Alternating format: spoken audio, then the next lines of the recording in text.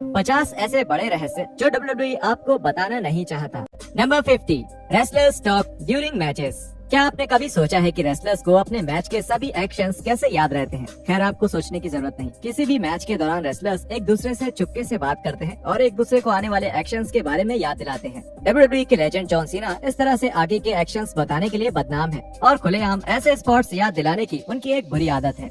Number 49, what you didn't see at the royal rumble 2017। 2017 का royal rumble Texas के एलामो डोम में हुआ था और उस स्टेडियम के इतने बड़े होने की वजह से WWE ने बड़े शरीर वाले भारी भरकम रेसलर्स को आराम से रिंग तक पहुंचाने के लिए एक चालाकी करी थी। मार्क हेनरी, बिग शो और ब्रॉन स्ट्रोमैन जैसे टैलेंट्स के आराम के लिए WWE ने उन्हें कार्ड्स पर खड़ा कर दिया और किसी ने उन्हें रिंग तक पहुंचाया।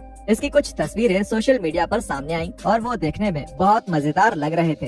Number 48, WWE lies about their attendance record। WWE जैसी बड़ी रेसलिंग कंपनी को ऐसे कहने की आदत होती है कि उनकी सभी टिकट्स बिक चुकी हैं, लेकिन असल में ऐसा बिल्कुल नहीं होता है। उदाहरण के लिए रेसलमेनिया 3 और रेसलमेनिया 32 को ही ले लीजिए। WWE ने वहां आए फैंस की गिनती को बहुत ज्यादा बढ़ा चढ़ाकर बताया ताकि वो रिकॉर्ड्स तोड़ सके और उसके साथ ही वो इन इवेंट्स को और ज्यादा पॉपुलर दिखा सके। Number 47, how is a superstar buried alive. Buried alive match एक ऐसा मैच है जिसने अक्सर फैंस को बहुत कंफ्यूज किया है, क्योंकि शुरुआत में ये समझना काफी मुश्किल था कि WWE ऐसा कैसे कर पाती है। इसका रहस्य अक्सर एक खुफिया दरवाजे में छुपा होता है। जब कब्र पर मिट्टी गिराई जाती है तब उसके अंदर दबा हुआ रेसलर पहले से ही नीचे से होते हुए लॉकर रूम में सुरक्षित पहुंच जाता है। हाँ, अगर उस समय की बात करें जब द अंडरटेकर ने कब्र से अपना हाथ बाहर निकाला था तो वो एक बगल वाले कंपार्टमेंट में मौजूद थे जिसमें वो आराम से सांस ले सकते थे। Number 46, how do fireballs work. WWE और WCW जैसी कंपनीज ने इस बदनाम फायरबॉल स्पॉट का बहुत इस्तेमाल किया है। इस आर्म रेसलिंग स्टंट का राज बहुत साधारण सा है। ये ट्रिक करने के लिए एक फ्लैश पेपर पर नाइट्रोसेल्यूलोज नाम का पदार्थ डाला जाता है। जब इस पेपर को आग लगाया जाता है तब ये कुछ सेकंड के लिए एक जोर की आग बनाता है। होगन ने पता नहीं कैसे ये ट्रिक करते हुए वॉरियर की जगह खुद को जला लिया और अपनी आईब्रोज की बलि चढ़ा दी। Number 45, fake crowd noise. पिछले 30 सालों से WWE को दर्शकों के नकली शोर का इस्तेमाल करने की आदत लगी हुई है और ऐसा 1999 से 2016 के बीच स्मैकडाउन की रिकॉर्डिंग के दौरान ज्यादा किया जाता था। इस दौरान WWE ऐसे नकली शोर का इस्तेमाल करके लोगों को भ्रमित करते थे और उन्हें अपनी तरह से वो शो दिखाते थे। ये WWE का एक ऐसा राज है जिसकी दुनिया भर में बहुत आलोचना हुई है, क्योंकि ये उस WWE के मैच को देखने के असली एहसास को छीन लेता है। कुछ लोगों को वो हेयर ड्राइवर पॉप तो याद होगा ही जो स्मैकडाउन में फेमस हुआ था। द ग्रेट खली को ऐसा पॉप और कैसे ही मिलता। Number 44, the referees secret. आपने कभी सोचा है कि रेसलिंग कंपनीज मैच के दौरान रिंग में मौजूद रेसलर्स को इंस्ट्रक्शंस कैसे देती हैं? ये सारी जिम्मेदारी रेफरी की होती है। रेफरी के पास एक ईयरपीस होता है जिससे बैक स्टेज बैठी टीम रेफरी से सीधा बात कर सकती है, जिसके बाद रेफरी मैच के बीच में ही वो इंस्ट्रक्शंस रेसलर्स को बता सकते हैं। Number 43, commentators take live directions from management.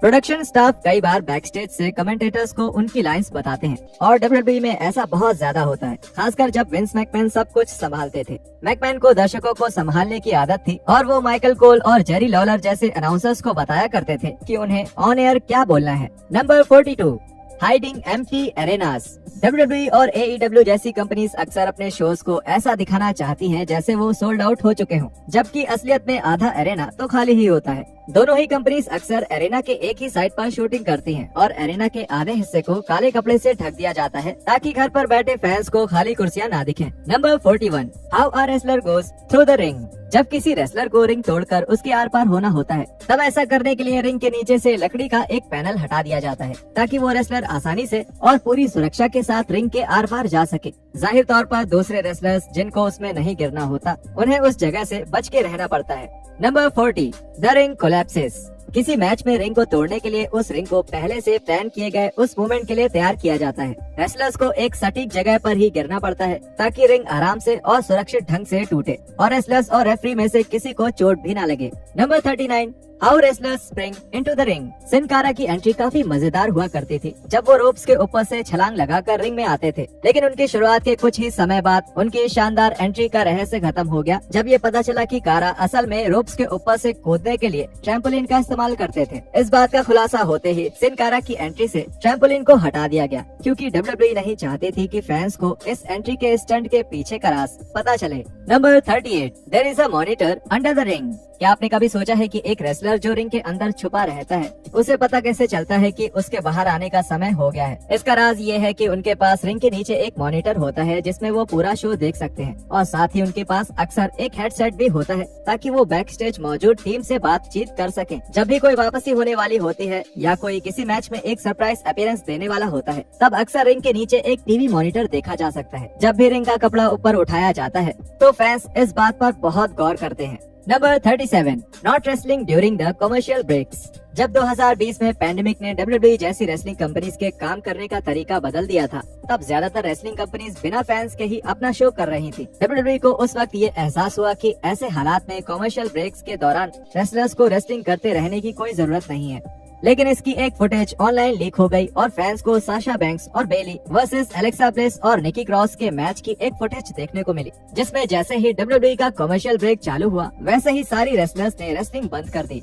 ये एक समझदारी भरा कदम था, क्योंकि जब कोई देख ही नहीं रहा तब रेसलिंग करने का कोई मतलब भी नहीं था। लेकिन उन्हें ये नहीं पता था कि कुछ लोग तब भी ये मैच देख रहे थे, क्योंकि वो एडवर्टाइजमेंट सही समय पर नहीं चल पाया था। Number 36, scripted promos. ये सबको ही पता है कि WWE के ज्यादातर प्रोमोज पहले से ही लिखे होते हैं, और कभी कभी तो WWE इस बात को छुपाने की कोशिश भी नहीं करता। ऐसा ही कुछ देखने को मिला जब 2020 में टकर एक लाइव सेगमेंट में अपनी प्रोमो स्क्रिप्ट हाथ में ही लेकर गए थे। WWE इस बात से भी नहीं छुपती कि रेसलर्स के फ्यूड वाले प्रोमोज भी पहले से स्क्रिप्टेड होते हैं, जैसे कि जॉन सीना और रोमन रेंस का प्रोमो, जहां सीना ने रेंस को इस बात पर टोक दिया था कि वो अपनी लाइंस भूल गए। Number 35, money in the bank at WWE HQ। 2021 का money in the bank ladder match WWE के हेडक्वार्टर्स में हुआ था, और ये इवेंट काफी खास था जिसमें बहुत शानदार एक्शंस शामिल थे। एक ऐसे ही एक्शन में बैरन कॉर्बिन ने रे मिस्टीरियो और एलिस्टर ब्लैक को WWE के हेडक्वार्टर्स की छत से फेंक दिया था। फैंस ये जानने के लिए बेताब थे कि WWE ने ऐसा कैसे किया, लेकिन बाद में एक क्रेन शॉट से ये सामने आया कि WWE ने वहाँ क्रैश पैड्स लगा रखे थे। Number 34, real beer. वो आइकॉनिक सेगमेंट जहाँ Stone Cold Steve Austin Corporation के ऊपर बियर फेंकते हैं, उसके साथ एक बड़ा रहस्य जुड़ा हुआ है। ऑस्टिन के मुताबिक WWE ने उस सेगमेंट के लिए 30 गैलन बियर का इस्तेमाल किया था, लेकिन उसके बाद उन्होंने उसकी जगह पानी रख दिया। Number 33, real milk. ऐसे ही एक और सेगमेंट में जहां कर्ट एंगल ने दी अलायंस के ऊपर दूध फेंका था, वहां असल में उस सेगमेंट के लिए दूध इस्तेमाल नहीं किया गया था। एंगल के मुताबिक WWE ने पानी में सफेद रंग मिलाकर इस्तेमाल किया था, जिससे ये लोगों को दूध की तरह लगे। Number 32, is the sledge hammer real. Sledge hammer WWE में ट्रिपल एच का सिग्नेचर हथियार है, और इसका इतिहास काफी विवादों वाला रहा है। जब ट्रिपल एच ने इस हथियार का इस्तेमाल शुरू किया था, तब वो अपने ओपोनेंट को इससे मारते वक्त एक नकली स्लेज हैमर का इस्तेमाल करते थे। लेकिन जब रेसलमेनिया 17 में नकली स्लेज हैमर से अंडरटेकर का सर फूट गया, तब ये फैसला लिया गया कि अब हमेशा एक असली स्लेज हैमर का ही इस्तेमाल होगा। इसके बाद ट्रिपल एच हैमर के मेटल वाले हिस्से को हमेशा हाथ से छुपा लिया करते थे, ताकि इस खतरनाक हथियार से मार खाने वाले रेसलर्स को कोई बड़ी चोट ना लगे। Number 31, is the glass real. जब भी रेसलिंग में ग्लास का इस्तेमाल होता है तो अक्सर वो शुगर ग्लास ही होता है। शुगर ग्लास काफी सुरक्षित होता है और उससे रेसलर्स को स्किन पर कोई भी कट नहीं लगता। बहुत सारे फैंस को 2001 का किंग ऑफ द रिंग का किस्सा याद है, जब शेन मैकमैन और कर्ट एंगल को अपने स्ट्रीट फाइट में शुगर ग्लास का इस्तेमाल करना था, लेकिन WWE की प्रोडक्शन ने गलती से वहाँ प्लेक्सी ग्लास का इस्तेमाल कर लिया था, जिसकी वजह से मैकमैन को काफी गंभीर चोटें आई थी। Number 30, is the barbed wire real. कुछ रेसलिंग कंपनीज अपने रेसलर्स को मैचेस में असली बार्ब्ड वायर से इस्तेमाल करने की इजाजत देती हैं, लेकिन WWE में ये थोड़ा पेचीदा है। WWE के लेजेंड मिक फॉली के मुताबिक WWE कभी कभी असली बार्ब्ड वायर का इस्तेमाल करता है, लेकिन कुछ मौकों पर उसे बदलकर एक प्रॉप का इस्तेमाल भी किया जाता है। ऐसा माना जाता है कि इस हथियार के प्रॉप को बनाने में रबर की नोक का इस्तेमाल होता है, जिससे इसकी मार से रेसलर्स के शरीर को ज्यादा गंभीर चोट न लगे। Number 29, are the thumb tacks real. अब आप माने या ना माने, लेकिन ये थंब टैग्स बिल्कुल असली होते हैं, लेकिन एक ऐसा राज है जिससे दर्द कम हो जाता है। इन थंब टैग्स पर पीठ के बल गिरना किसी और तरह से गिरने से कम दर्दनाक होता है। Number 28, is the garbage can fake. Garbage cans wrestling के सबसे सुरक्षित हथियारों में से एक है। WWE में ये कैंस या तो एल्यूमिनियम के बनते हैं या फिर टिन के, और ये बहुत पतले होते हैं, जिसकी वजह से इनसे जिस भी रेसलर पर हमला किया जाता है उन्हें बिल्कुल ना के बराबर ही चोट लगती है। Number 27, how did the Undertaker escape. 1998 के रॉयल रंबल में केन ने अपने भाई दी अंडरटेकर को एक चोक स्लैम मारकर एक कास्केट में फेंक दिया था। जिसके बाद उस कास्केट को आग लगा दी गई थी। लेकिन आखिरकार द डेड मैन उस कास्केट से गायब कैसे हुए थे? खैर हुआ कुछ ऐसा था कि कास्केट को रिंग के किनारे लगे कपड़े के पास रखा गया था और उस कास्केट में एक खास कंपार्टमेंट बनाया गया था, जिसकी मदद से अंडरटेकर बिना किसी मुश्किल के रोल होकर उस फ्लेम्स ऑफ डिस्ट्रक्शन से बच गए थे। Number 26, how Paul bearer survived getting buried in cement. 2004 के the great American bash pay per view में पॉल बेयरर को जिंदा ही सीमेंट में दफना दिया गया था और ऐसा करने के लिए WWE ने टैंक में मौजूद बेयरर की कुछ पहले से रिकॉर्ड की हुई वीडियोस का इस्तेमाल किया था और वहीं उस समय की लाइव पेपर व्यू में दिखाई गई बेयरर की वीडियो में असल में वहां टैंक में बेयरर की जगह एक स्टंटमैन को रखा गया।